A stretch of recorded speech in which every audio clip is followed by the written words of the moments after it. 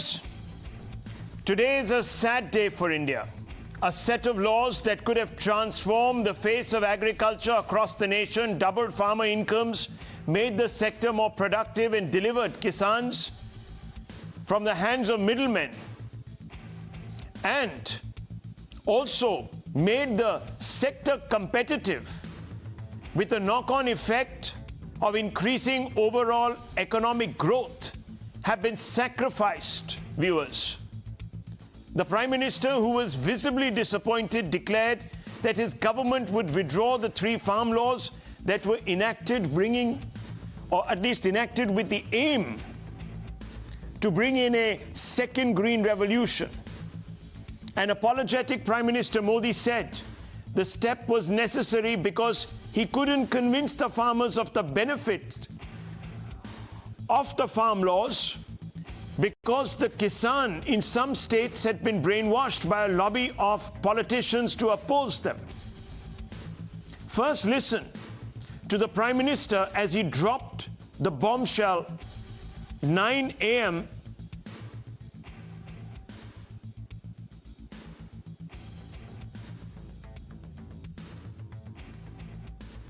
किसानों की स्थिति को सुधारने की इसी महाअभियान में देश में 3 कृषि कानून लाए गए थे। मकसद ये था कि देश के किसानों को, खासकर छोटे किसानों को और ताकत मिले, उन्हें अपनी उपज की सही कीमत और उपज बेचने के लिए ज्यादा से ज्यादा विकल्प मिले।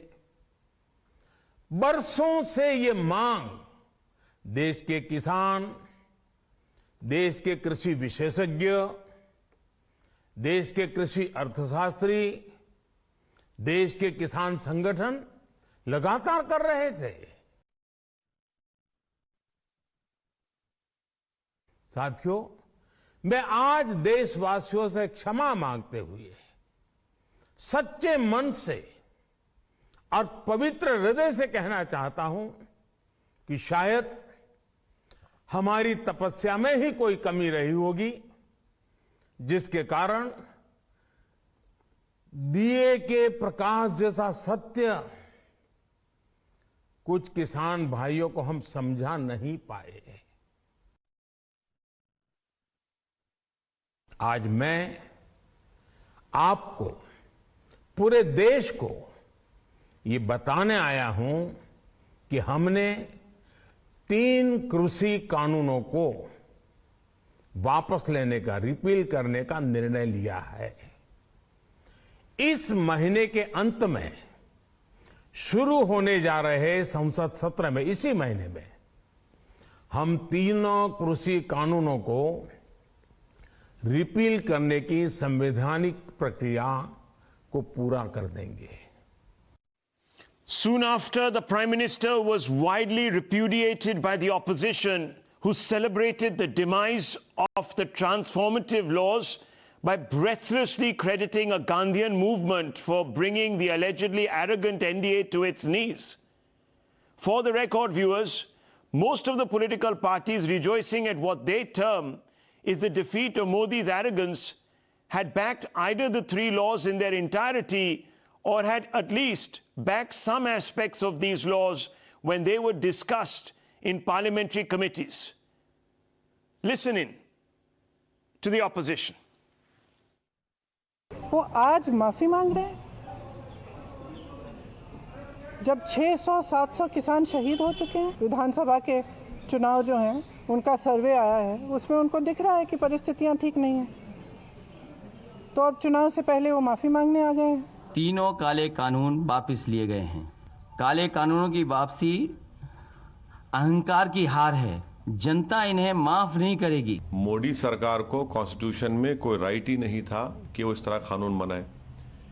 दूसरा, ये सिर्फ कानून इसलिए बनाया गया क्योंकि मोदी अपने ईगो की सेटिस्फैक्शन के लिए आज केंद्र सरकार को किसानों के संघर्ष के आगे झुकना पड़ा और 3 काले कानून वापस लेने पड़े।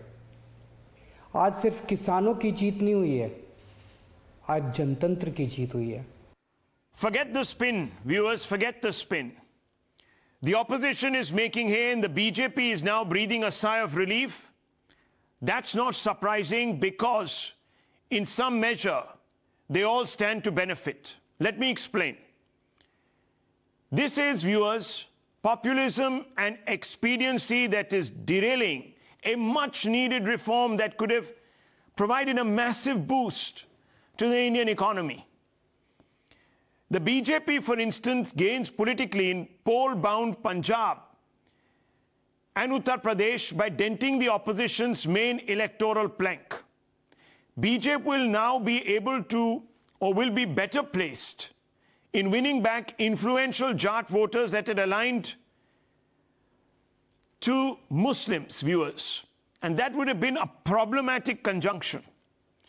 The Congress, the Samajwadi Party, the RLD in Uttar Pradesh hope to retain Jat support, even in Punjab, by claiming credit for the rollback. Viewers, having tasted blood, Kisan Netas, who are also political entrepreneurs, let's not forget that, are now eyeing the opportunity to draw other concessions from the NDA and build themselves up as the real defenders of Kisan interest. Some Kisan Netas may also see the victory as an opportunity to enter politics and carve out a space for themselves. Don't be surprised if individuals like Chaduni, etc., either field candidates or contest themselves. Political entrepreneurs will see the rollback as a sign of vulnerability and organize more protests on other issues. Virtually, viewers, bringing the mob to have a say in the direction of key policy matters. So, viewers, while both sides see political opportunity in the repeal of the farm laws, the country as a whole will suffer, as the agriculture sector, which employs the most number of Indians, will remain shackled to ruinous practices and interest groups that are stifling its growth and limiting India's overall economic prospects. Here are some hard facts which sum up what India, forget about these politicians, what India has lost today. Let's take you through. The Kisan is shackled, will sell to monopoly cartels at APMCs, artificial boost in prices, we will be paying more, we will save less, we will spend less. Think about the repercussions down the line. Middlemen to get 1,500 crores per year of commission. Denting farmer incomes, again suppressing demand in the rural sector, which has a knock-on effect. I don't need to tell you. Monopoly cartels will again fix low prices for produce, leaving farmers with lesser in their pocket, lesser money to spend disposably. Many other such negatives will be continued to thrust upon the Kisan. Monopoly cartels can exploit the Kisan, force distressed sale of produce. Farmer again loses his freedom to store his inventory. That leads to all sorts of malpractices, viewers, which again leaves you and I at the mercy of skewed market pricing systems. We end up paying much more. There's no incentive for setting up cold storages, again having an impact on demand and supply of produce, again leading to distortions in prices. And it goes on. Environmentally, these practices are very ruinous.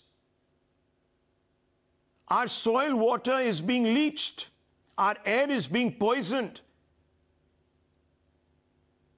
Natural vegetation, the fauna is being stripped off various places. Farmers can't continue, viewers,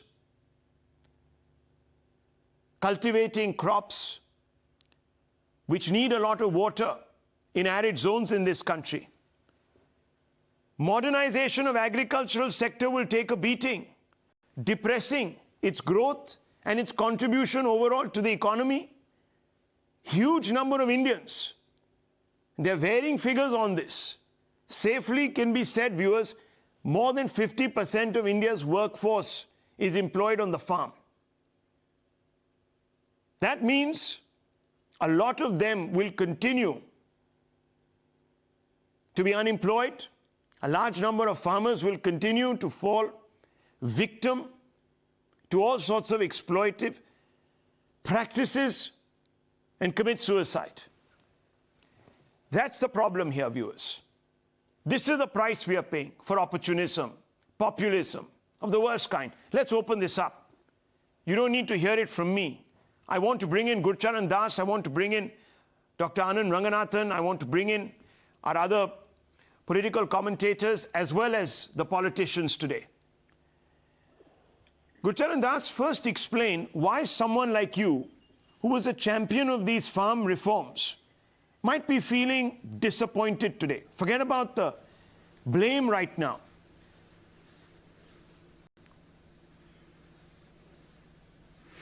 Well, I think we have lost. I feel this was a Black Friday, and I feel that India has lost the opportunity for a second green revolution in agriculture. And frankly,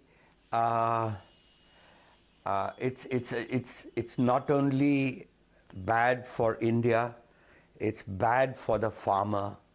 And this Punjab farmer who thinks it's a victory, it's actually a defeat. It's a self-goal. So you made a lot of good points. I agree with you. But let me ask a question on this panel, and ask specifically the BJP spokesperson, if you have one. Yes. That on this program, on a number of occasions, I have been suggesting that if I were in Mr. Modi's place, I would have let the states decide. It's after all it's a state subject also, agriculture, and let the states implement the laws, and the majority of states would have implemented them now. At least the BJP states would have implemented them now. 60% of India would have already been freed from the shackles that are part of this MSP system. MSP system benefits only 6% of the farmers. So 94% of the farmers would have been in favor of these laws. And then when the Punjab farmer and the Haryana farmers saw their neighbors prospering, they too would have done it.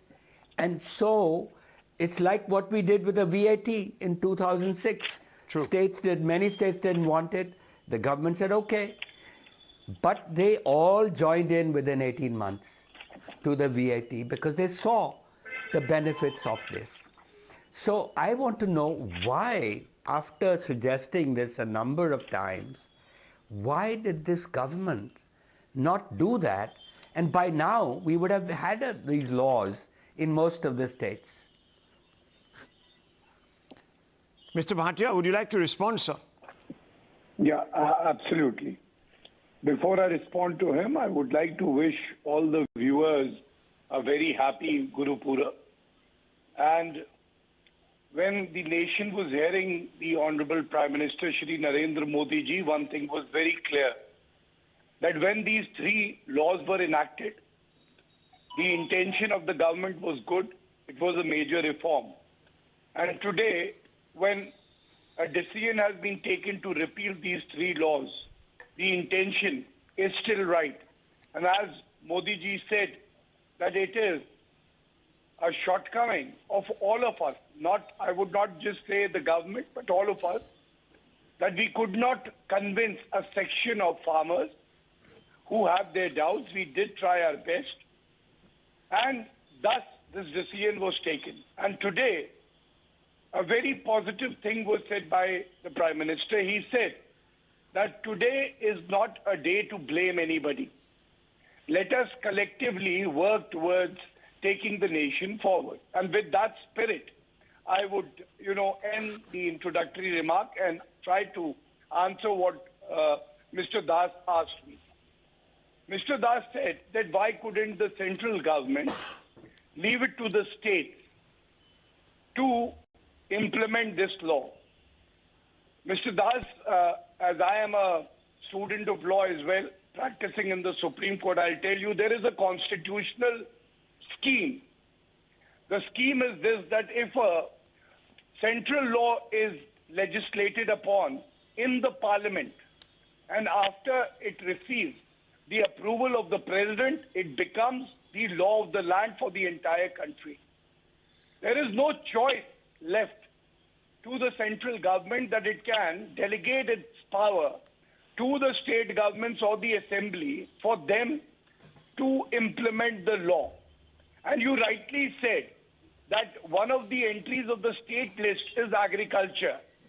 But this law, the three laws that we are talking about, have been enacted under the concurrent list, which gives the power both to the central government and the state government.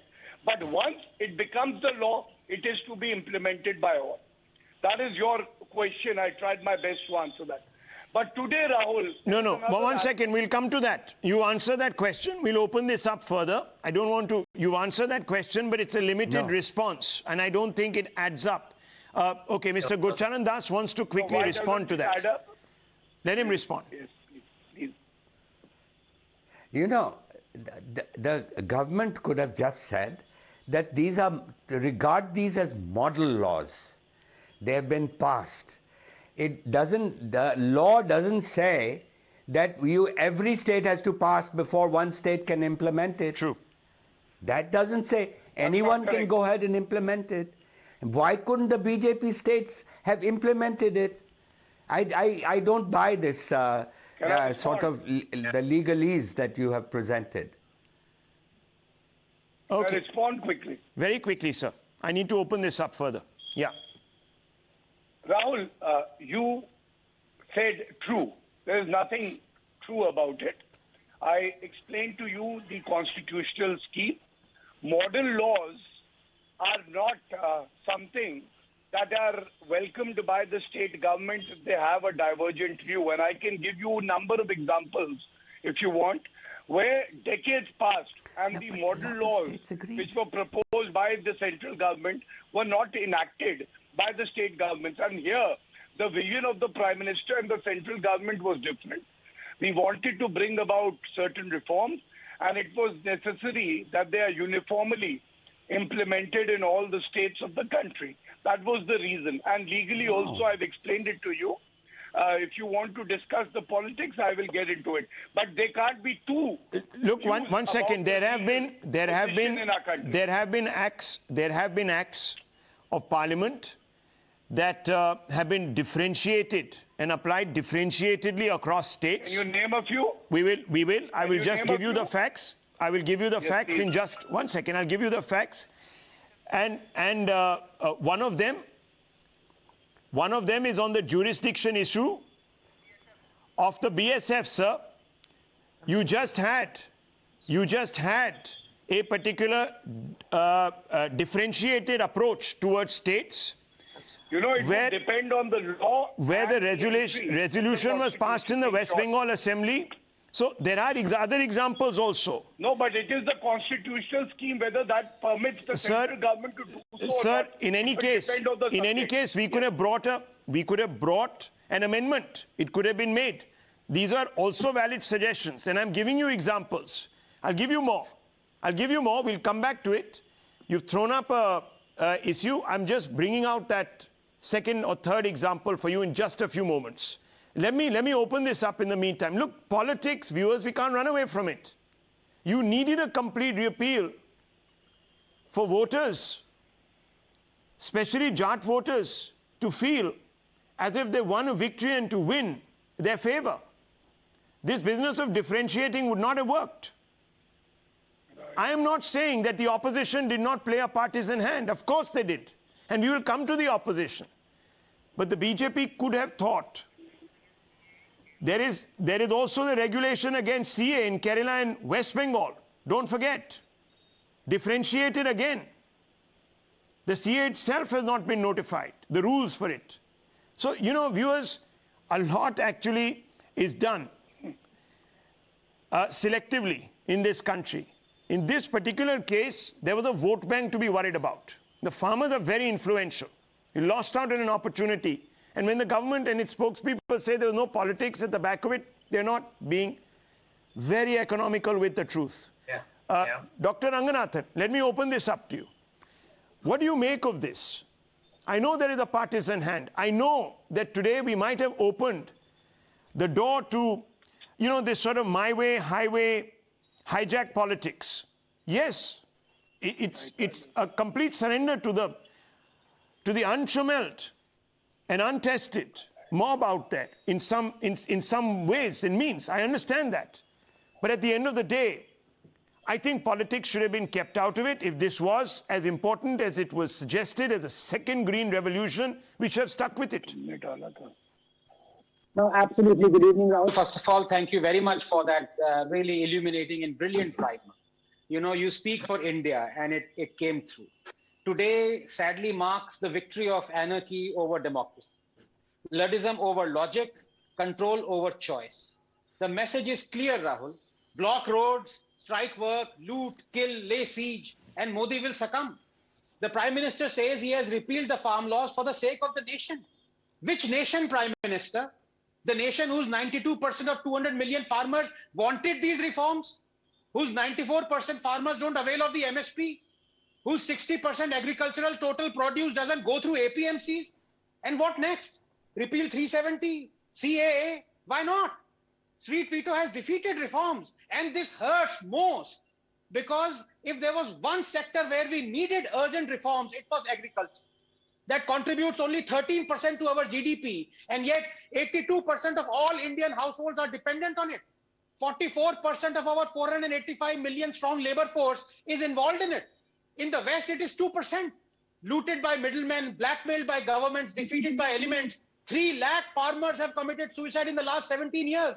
Production to purchase. The entire chain is archaic, almost medieval. Let me give you one example. Sugarcane takes up 9% of the total cultivated area, yet 78% of the irrigated water.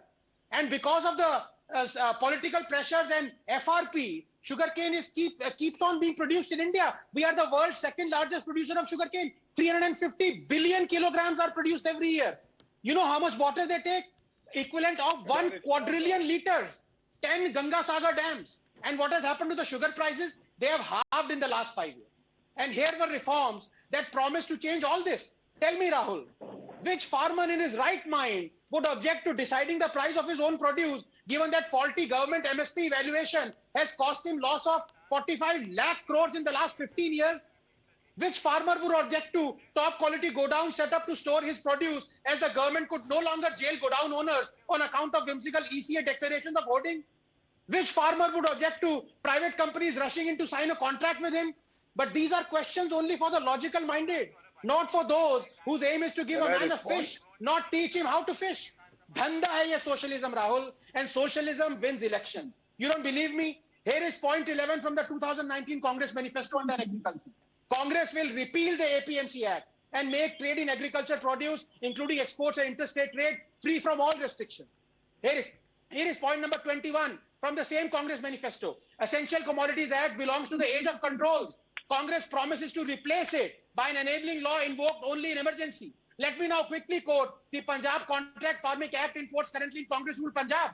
Quote, this act is to provide for improved marketing of agricultural produce through contract farming and to put in place effective infrastructure for contract farming, unquote. Rahul, just 20 seconds. The 3 main farm laws brought in by Modi delivered exactly on what the Congress promised or was already implementing, except that Modi had not repealed or taken out APMCs as the Congress wanted, but just provided the farmer with a choice to go through the APMCs or not. And yet the Congress and the middlemen and the opposition protested, and yet Modi buckled. This is one small step for middleman, one giant leap for socialism. I will find it very difficult to recover from it in decades. Well, let me also tell you, and I might get into trouble, but I'm going to say it nonetheless. There is a Supreme Court which has been not pronouncing quick enough on some of these thorny issues. There are two others, viewers. There's CA and Article 370. Now, what if tomorrow, and I know we should not be talking about what ifs, because A, we give ideas to people, but it has happened. In the case of the CAA, we've had people occupying roads, and you might have, after this precedent, copycat acts. What will we do? What happens if tomorrow, in the heart of Srinagar, you have thousands of people who suddenly materialize out of nowhere, perhaps even at the instance of Pakistani provocation, who knows, and sits down and says, look, repeal Article 370. What happens then? What do we do? These are important questions. Today, viewers, the opposition is also culpable in giving a very disturbing aspect of what is now seem to be legitimate democratic opposition a platform. And this needs to be questioned, because the UPA suffered. Sanjay Jha can grin as he likes, but he set upon Baba Ramdev and other protesters, the police, a few years ago in the heart of the union capital, when they came out and protested against the UPA on an anti-corruption plank. They at that time were talking about mobocracy. They were talking about andolans that were politically sponsored. They were talking about their own allies at one point when it came to the US the nuclear deal, viewers. And interests. They booked people for sedition who oppose nuclear power plants. This has all happened under the Congress. And today they're delighting in playing this game of checkers. And I want to ask you, sir, Sanjay Jha, you might be celebrating the repeal. But how do you react to criticism that today you have been complicit in torpedoing the second Green Revolution? Should I quote the Congress manifesto? The TMC spokesperson is also here. I'll tell you, the APMC Act to allow private players to purchase produce, this was discussed in a parliamentary committee. 18 MPs of the opposition, apart from the 12 others or 13 others from the BJP, participated in this parliamentary committee discussion. Virtually all of them, including the TMC's MP Abdul Tahir Khan, came out and backed this. Today we have a problem with the same legislation. So I want to ask you, Sanjay Jha, why are you doing this? You were victimized yourself by the BJP that held you hostage when it came to 100% FDI in retail, GST, land acquisition. Why are you doing this, if not for politics? Rahul, I'm very, very glad that you mentioned the GST. You know why I grinned when you were talking? Because I was just thinking at that very point of time, and I'm being very honest with you, about how Mr. Narendra Modi, as the Chief Minister of Gujarat, deprived the great country of India from having an indirect tax reform, which he later on becoming Prime Minister, celebrated at the midnight hour. That is the political hypocrisy of the Prime Minister. And I need to call him out today. I'll tell you why. Because I wrote in the Times of India a column when I was not even suspended by the Congress, supporting the BJP's farm laws, and I wrote it myself. And I backed the laws. Today, I think the Prime Minister, Rahul, and I will be blunt with you on your show, and I hope the Prime Minister watches this program, even if it's a recording. He was being deceitful and duplicitous. And I'll tell you why. If some people amongst the farming community were against the bill, what happened to the big muscular macho man? Why did he succumb? I mean, you have to negotiate, find a way out. I completely agree with what I think everybody has said on the panel earlier. I agree with Gaurav as well. I mean, if you got a great law, that's what a democracy is all about. People, negotiate, sir, and find a way. Way. Who are willing to negotiate. But when there is a dialogue of the deaf, at least when it comes to people on one side who are perhaps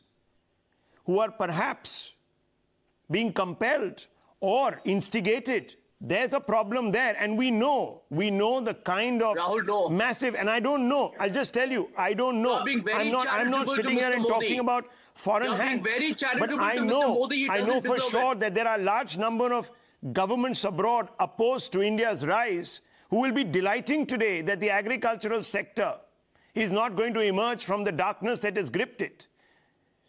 And Gurcharan Das, I want to bring you in here before I bring in the TMC spokesperson. Just one short point. Just give me 30 seconds. Yes, 30 seconds. Let's be honest. This is an open case of political opportunism by Mr. On Modi. all sides. He realizes You in will have to Punjab, today Uttar call out Pradesh, he's everybody. going to get- Just like he's we likely are to today lose. on Times Now calling out everybody. You can't be selective tonight. I'm sorry. It doesn't work that way. At some point in time, we need to close this wide gap, yawning gap between the two partisan sides that are battling it out. Now, it is turning out to be at the cost of national interest. I'm sorry, but that is the way it is. Gurcharan Das, I want you to tell me how transformative this could have been economically in GDP terms. Let's put a number on it. Yeah. Well, I'll give you my view, Rahul. The real, before that, let me just say, my real fear now going forward is that this government is going to stop reforming.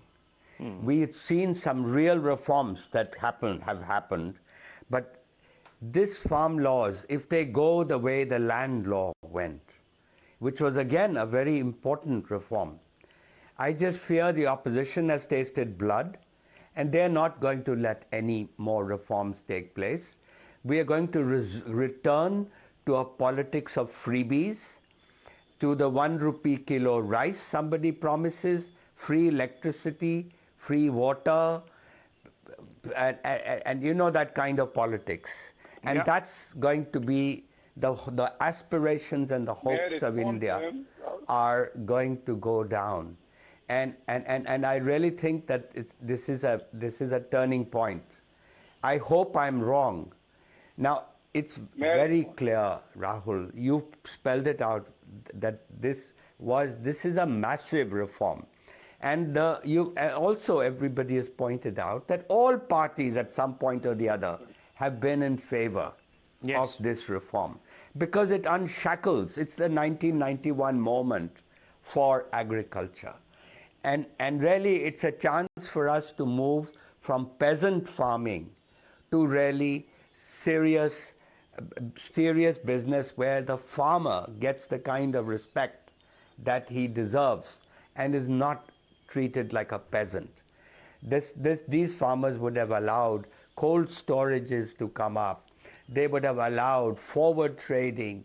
They would have allowed insurance in farming. They would have allowed the adoption of the latest scientific techniques, because of the freedom that today the shackling by the MSP system, which, as it's been pointed out again and again, 6 to 8% of India's farmers really benefit from it. I think Mr. Gurcharan Das has made very important points tonight. I mean, the benefits are obvious to all.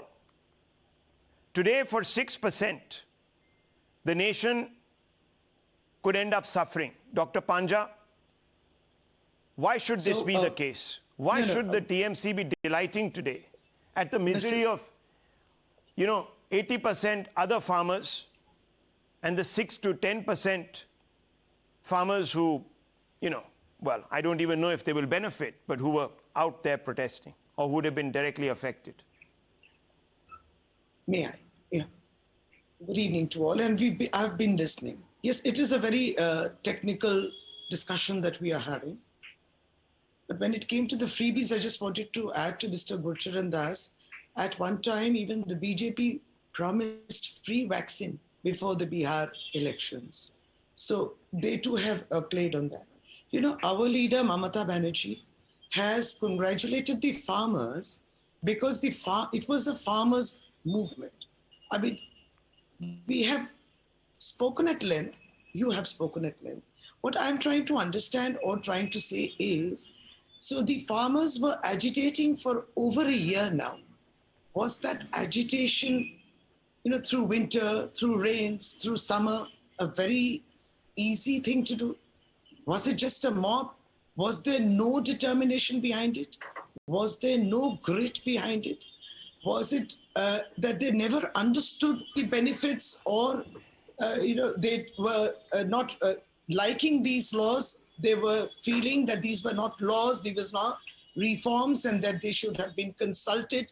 What's wrong in them asking? And if Prime Minister Modi thought that yes, this is we are extremely honest, our approach was honest, then why did you at all on Guru Nanak Ji's Jayanti or his birthday why did you repeal it today? You should have been equally I think stubborn about it, that no, I think I'm wishing well for the farmers, so we will continue with this. The entire 1 year, the entire 1 year was spent sometimes calling them Khalistanis, sometimes calling them Maoists, sometimes calling them Naxals, sometimes calling them that the Tukre gang is with them, sometimes, branding them as extremists, every sort. And, it is even international celebrities. Well, you're talking about two different, you're talking about two different protests. Dr. Panja, two different protests. Then don't discredit. Who were the individuals who ran their tractors right up to the ramparts of Red Fort and pulled down or tried to pull down the flag and overrun our police forces and their barricades? So one second. Are you today conflating two protests? Who are the individuals who own 600 crores and were sitting there in protest? Who was the leader of this protest? A chap called Ticket, who has made and has been booked for horrific and absolutely horrific communal speeches. It could not be so horrific. Where he has called for the targeting of Muslims. Is it so horrific? No, it is. Absolutely, it is. Remember the Lakhimpur case? One second. It is horrific. It is horrific. Everything is horrific, ma'am. Everything is horrific. Everything is horrific. It is equally horrific when some of these farm leaders came back. Dr. Panja, it is equally horrific when some of these farm leaders turned around and said reaction. Violent reaction is okay. It is equally horrific when farmers impaled a man and dismembered his body and hung his body up to hang. It is equally horrific. I am not supporting all that. No, I'm not supporting. No, I'm glad you're not, because you need to make that differentiation there. 1 minute.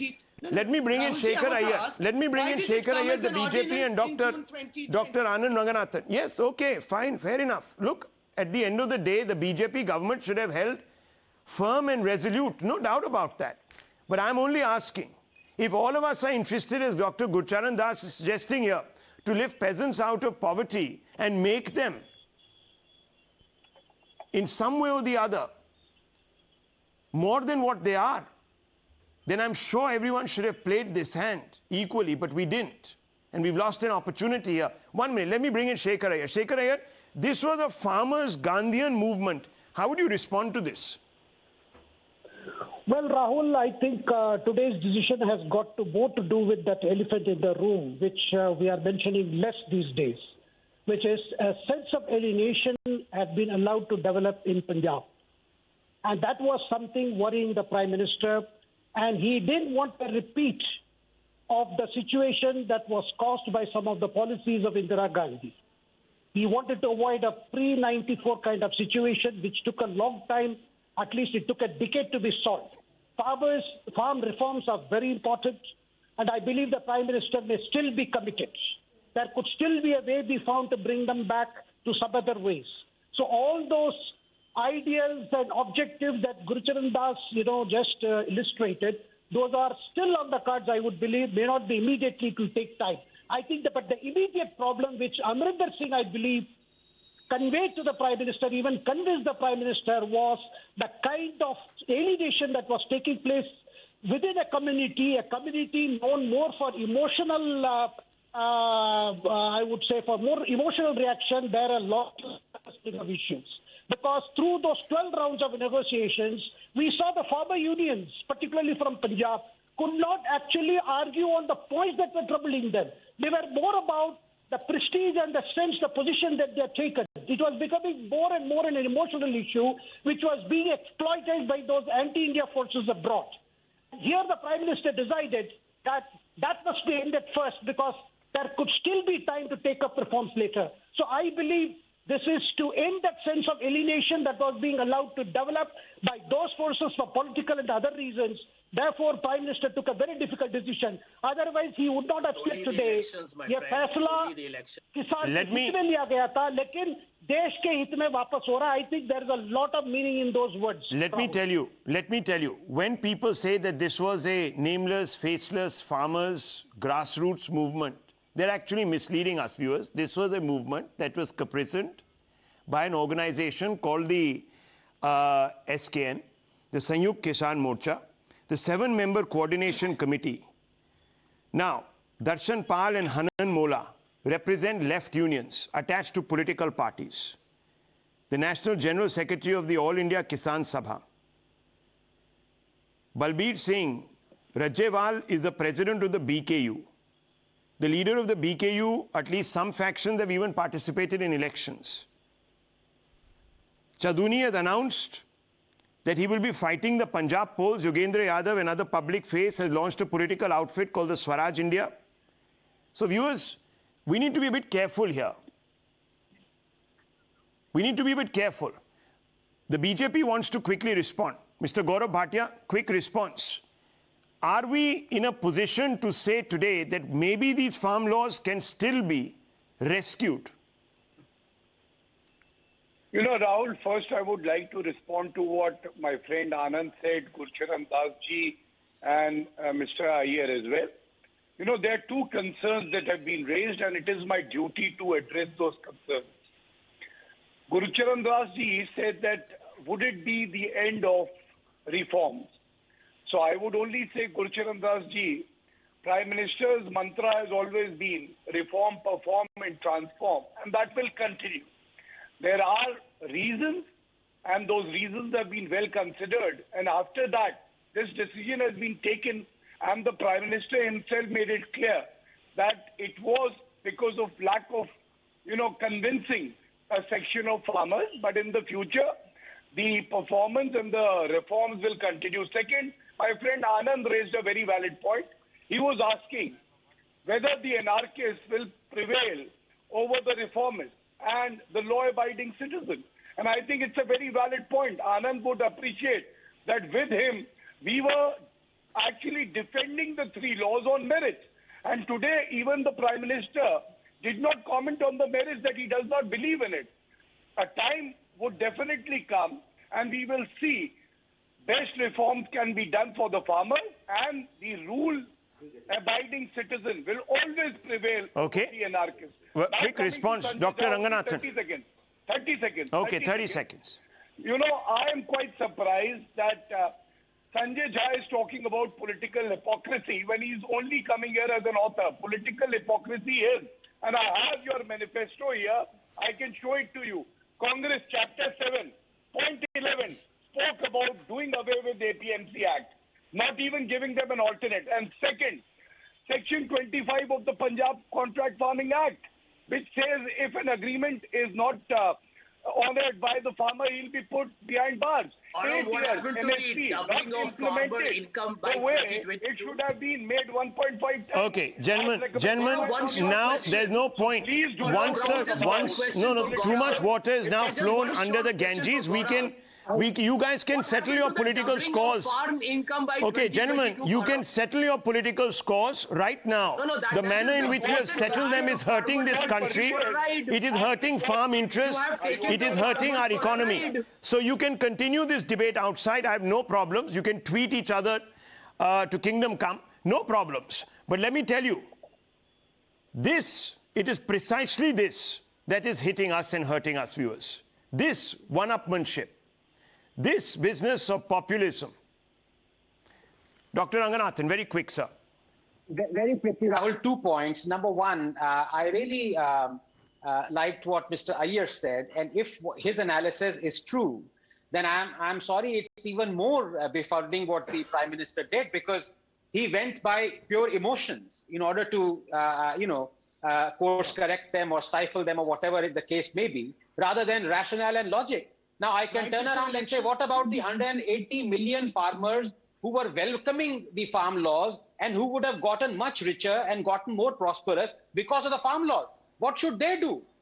Should they also become emotional so that the Prime Minister does another turnaround because of emotional views of 180 million people rather than pandering to a couple of million whom he is pandered to because of emotional reasons? And number two, there's Dr. Panda there who was very erudite, but unfortunately, I think the debate was derailed to a political level. It should be kept philosophical. And please give me a minute because that's very important. We should not digress from why India has lost today. It is not that BJP has lost or Congress has won or somebody. India has lost. Because one must remember that these reforms were not about forcing farmers away from selling their produce through the existing corrupt system of bicholias and sarkari grind counters. The farmers could go right ahead and continue with the age-old system if they so wished. This was about giving a man a choice. These gamcha-wearing champagne socialists themselves want to have a choice provided to them on everything. From phones to cars to tractors they are driving in to block the highways, Mahindra or Esa. But they don't want the poor farmer exploited since time immemorial by the middleman and touts and the government to have a choice to sell his produce. Viewers, you can say all that you want. I just want to say, viewers, India has been blighted tonight, and that's what is upsetting most of us, the non-partisans on this debate. That is what is upsetting Gurcharan Das, who wrote a book, India Unbound. That is what is hurting Dr. Ranganathan, who comes on television and speaks for this country first. This is what is expecting Times Now. Because we were thinking that we were coursing down the reform highway to a golden Achhe Din, but we're not. This electoral populism cost us a decade. We can't afford to lose one more. We can't. There are just too many of us now depending. Too many young under 30s depending on our economic prospects. We stand to lose a massive demographic dividend because of these flip-flopping politicians. I'll take a short break.